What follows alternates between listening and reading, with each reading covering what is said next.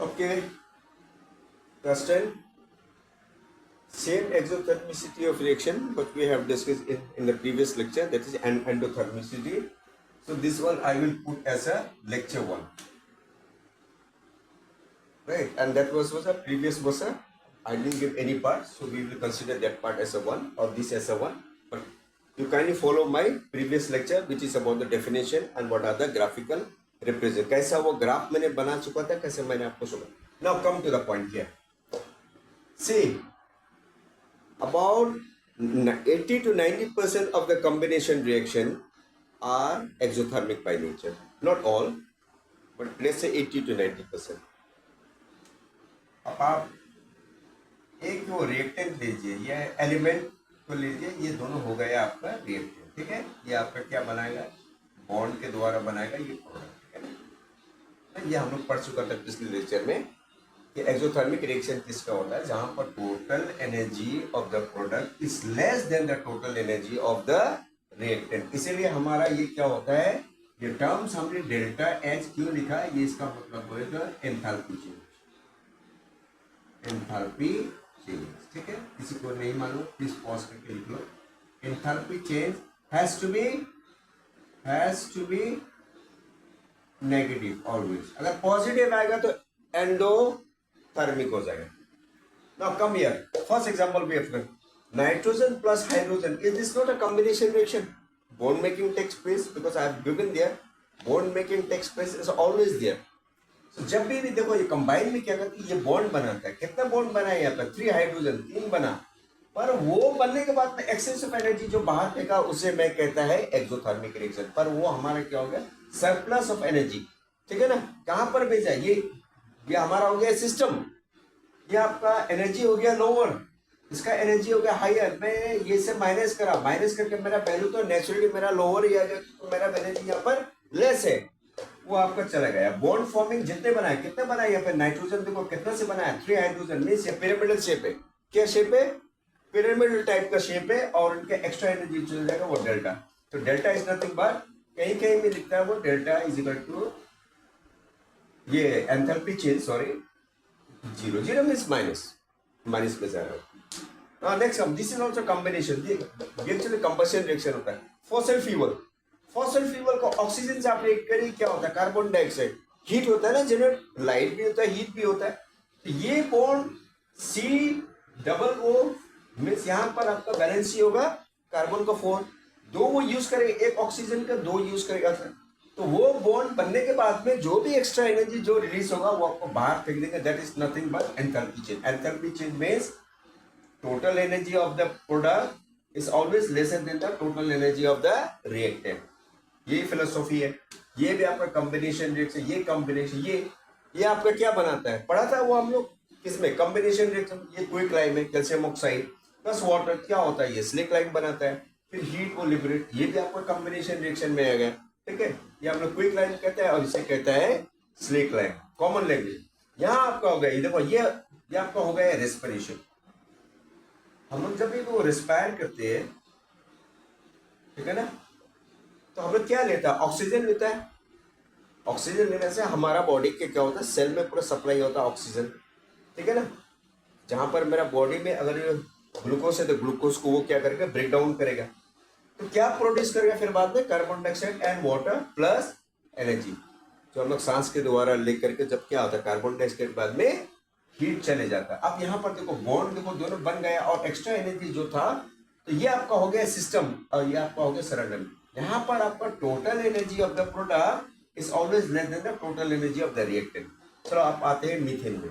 Methane is a very highly reactive gas. Methane बहुत ज्यादा, ये एक्चुअली पॉइजनस होता है.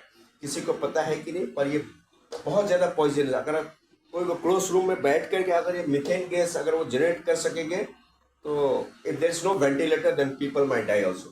This is very poisonous. तो ये क्या हो, ये हाईली कम्बेसिबल है क्योंकि ये ऑर्गेनिक कंपाउंड बहुत कम्बेसिबल होता है.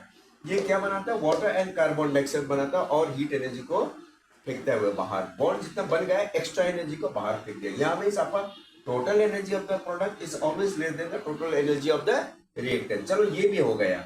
अब हम लोग पढ़ेंगे, चलो ये एक रिएक्शन को हम लोग कहते हैं थर्माइट. ठीक है ना, thermite reaction. Thermite thermite reaction mark कर लेना। ये थर्माइट रिएक्शन, ये एग्जामिनेशन पॉइंट सभी इंपॉर्टेंट है, पर ये थर्माइट को जरा फोकस कर लेना। यहाँ पर क्या होता है देखो, फेरिक ऑक्साइड, ये आपका फेरिक ऑक्साइड है। यहाँ पर आयरन का बैलेंस कितना होता है, Fe2 ऑक्साइड बोलते हैं हम लोग। यहाँ आयरन का बैलेंस हो गया 3 मीन्स ये 3 ले लिया, ऑक्सीजन 2 ले लिया। तो यहाँ पर क्या हो, देखो ये देखो रिएक्टिविटी एलिमेंट्स जब आप पढ़ेंगे तो एल्यूमिनियम ऊपर होगा, मीन्स एल्यूमिनियम ये आपका हो गया डिस्प्लेसमेंट रिएक्शन हो गया, ठीक है, डिस्प्लेसमेंट, सिंगल डिस्प्लेसमेंट। यहाँ पर क्या करा, ये आपका iron less reactive, more reactive, less reactive को हटाया, क्या बना एल्यूमिना, शॉर्ट फॉर्म में हम एल्यूमिनियम ऑक्साइड को क्या कहते हैं, एल्यूमिना। और ये आयरन, और ये आयरन जो होता है ये आपका मोल्टन स्टेट में होता है। Please right this, pose and right molten state. Molten, molten means बहुत गर्म, बहुत गर्म, इतना गर्म होता है कि अगर कहीं पे आयरन, अगर कहीं पे अगर वो आयरन अगर वो फ्रैक्चर हो गया है कहीं पे आयरन का, सपोज ये कोई आयरन का ब्लॉक है और बीच में कहीं पे वो फ्रैक्चर हो गया, जैसे रेलवे ट्रैक्स हो गया या आपका कहीं पे वो आयरन है वो आपका बीच में, तो ये क्या करता है मोल्टन वालों को through a process called welding, welding, welding से वो मोल्टन क्या करता है यहाँ पर वो लोग डाल देता है, चिपका देता है। तो इससे क्या होता है, बोल द सबसे लाइक अ फेविक्विक, वो चिपक जाता है ना। तो ये आपका मोल्टन स्टेट में रहता है। किस स्टेट में रहता है, ये मोल्टन स्टेट। फिर इसके बाद में क्या हो गया, आपका एक्स्ट्रा एनर्जी, वो वही एक्स्ट्रा एनर्जी यूज करके यहाँ पर आपका thermite reaction, this is called thermite reaction. Now पढ़ चुका है ये भी अपना कॉम्बिनेशन रिएक्शन। मैंने कहा 80 to 90% क्या होता है आपका एक्सोथर्मिसिटी ऑफ द रिएक्शन। ये देखो मैग्नीशियम मैंने पढ़ाया था आपको कॉम्बिनेशन में। यहाँ पर क्या होता है, ऑक्साइड फॉर्मेशन करता है ना। पहले क्या होता है आपको, मैग्नीशियम पहले ऑक्सीजन के साथ वो रिएक्ट नहीं करता है, क्योंकि मैग्नीशियम एक्चुअली क्या होता है, आउटर कोटिंग में अपना आउटर कोटिंग लेयर्स एक किस्म का बनाता है, उसे हमें कहता है ऑक्साइड लेयर, ठीक है ना, ऑक्साइड लेयर। तो ऑक्साइड लेयर का पहले उसको किसको हटाना पड़ता है, पहले वो सैंड पेपर से, सैंड पेपर से ये बनाने के बाद, ये एक्चुअली मैग्नीशियम रिबन होता है, व्हाइट कलर का मेटल है। सारा हमको ऑक्साइड को रिमूव करना पड़ता है, किससे, याद करो मेमोरी में, सैंड पेपर से।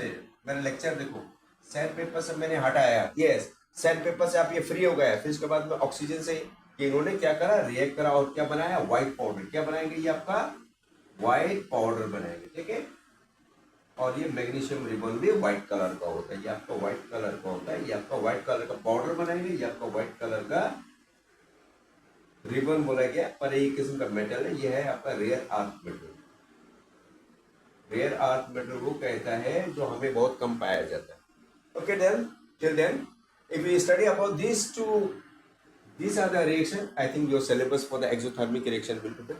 And please focus on the thermite. Thermite reaction क्या करता है, ये aluminium more reactive, ferric oxide को ये क्या करता है, आपको डिस्प्लेसमेंट करता है। तो क्या हो गया, ये एल्यूमिनियम बनाया, इनको डिस्प्लेस करके और आयरन को मेटेलिक स्टेट में छोड़ दिया। वो क्या होता है, बड़ा टेम्परेचर बहुत हाई होता है, मोल्टन स्टेट, बहुत हाईली स्टेट। फिर ये क्या होता है, मेल्ट होता है, तो मेल्ट होकर के वो होल्स में फिर वो डाल देते हैं। वहां पर क्या होता है, वेल्डिंग एक प्रोसेस होता है जहां पर फैब्रिकेशन वर्क करता है, they know about the melting.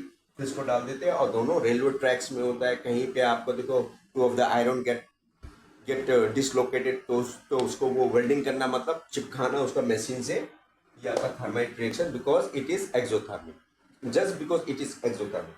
Okay, then those who are new those who are the old subscriber, please do follow my, and all of you copy this one. This is going to give you in the MCQ and the long question also, short type answer. And those who are new subscriber, if you are following me, then you can go to the previous lecture and just follow it and subscribe my channel and do share with your friends and all. तो आप लोग ये सारा कर लीजिए। ये आपका combination reaction में मैंने आपको सर्व करा दिया, ये एक्चुअली रिविजन हो गया।